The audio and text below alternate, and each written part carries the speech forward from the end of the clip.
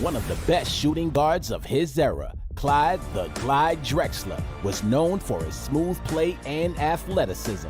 Portland's all-time leader in scoring and steals, he reached the NBA Finals 3 times, winning a championship with Houston in 1995. Clyde the Glide, and look out below. Mercy nurse. Clyde was incredible. You just weren't used to seeing guys with that size have that kind of quickness and handle back then. It's commonplace today, but back then that was not the norm. And boy, his comfort with being 6'7" and being able to handle the ball and shoot it and play make and all those things, it was a sight to see. A facial served up by Clyde Drexler. The thing that made Clyde so special was, his athleticism was off the charts. And, I remember watching him in college when they had the great team Phi Slamma Jamma, and he came into the NBA dunking, but when you go back and you look at some of his college dunks, you're like, whoa. First time I'm on a break with Clyde Drexler, he used to dribble with his head down, and I'm running the lane real hard. I didn't realize he saw me, and he threw a nice hard pass, and my hands couldn't get up quick enough and hit me in the head.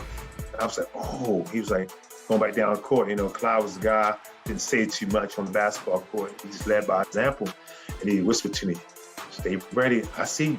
You don't think I see you, I see you. So from that day on, when I ran, I kept my eyes on Clyde Drexler all the time. You never lose that image in your head of Clyde taking off from the free throw line over Andre Turner of Memphis State and just dunking that thing. You're like, oh my God, did he jump from the three-point line? Is someone really that athletic? And then watching Clyde in his early days in Portland, you were like, Clyde was must-see TV. Loved the game of basketball and was very unselfish. And Clyde doesn't get enough credit for his unselfishness. He could have chucked the ball up a lot, and he didn't. He gave the ball to his teammates. He trusted his teammates. He allowed Terry Porter to actually be a point guard, and I thought enhanced Terry Porter's name and his ability to be seen. But Clyde could have just dominated that team at that particular point in time, like, say, Michael Jordan was dominating the Bulls statistically, like Dominique was dominating Atlanta. Clyde Drexler could have done the same thing, but he decided not to. And it made him an all-around player and a great teammate. The NBA's had plenty of great nicknames over its history. I don't know that any one of them fits a player better than Clyde the Glide, because there was such an athletic grace about him. He was just smooth, man. Clyde played the game hard and efficient, but he was so cool the way he played and so smooth, and he made the game seem effortless. And when you watch him, man, everything was just done with ease, but he was a great player. He was a lethal scorer. And at the time, the only Achilles heel Clyde Drexler had, that he played in the same era as Michael Jordan. Because during that era, if it wasn't for Michael Jordan, Clyde Drexler would have been known as the best two guard in the East or Western Conference, hands down. Well, how did he stack up during that era when you're playing against him in terms of how you're scouting him, where he is on the whiteboard before the game? I remember talking to John Lucas one time, and Lucas told me that, we was talking about Clyde Drexler and that he's really, really right-hand dominant. And John Lucas said, but it doesn't matter. If you're so good and everyone know you going that way and they still can't stop it, what does that say about him? And more importantly, what does it say about you? Clyde Drexler was just one of those guys to where when he made up his mind where he wanted to go and what he wanted to do, that was no stopping him. First, he was a great athlete.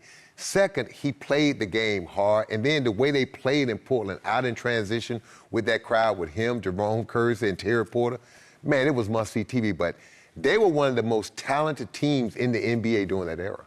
Well, the image you see behind you really sums up who Clyde Drexler was as a player. Airborne and smooth. That's why he's the Glide. And I remember playing against Clyde in the NBA Finals. And I'll never forget, I'm backpedaling, and he's coming down on the break, and I decide to stop, and I'm gonna take a charge.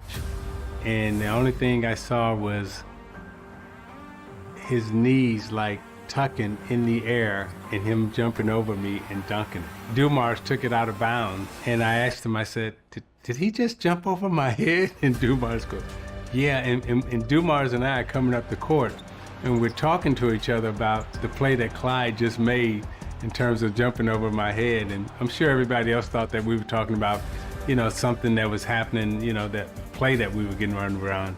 But, we were definitely talking about, what we had just saw Clyde do. So, again, with his athleticism, his toughness, it was very difficult to play against him or guard him or to stop him. You just tried to contain him.